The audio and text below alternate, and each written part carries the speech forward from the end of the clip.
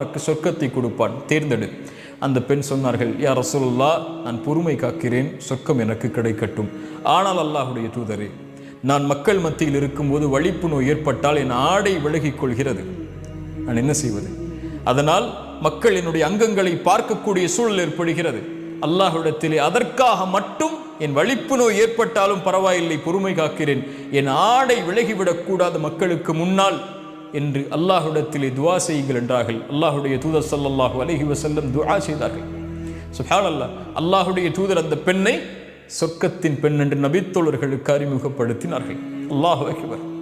யோசித்து பாருங்கள் கண்ணியத்துக்குரிய நண்பு சகோதர சகோதரிகளே, ஹிஜாபை நீக்கி வாழக்கூடிய பெண்களே, அல்லாஹ் அலங்கரித்த, அல்லாஹ் அழகாக்கிய உங்களுடைய உடலை உங்களுக்கு தகுதியான ஆண்களுக்கு மட்டும் வெளிப்படுத்துவதிலிருந்து விலகி இருக்கக்கூடிய பெண்கள் இந்த செய்தியை சிந்தித்து பார்க்கட்டும்.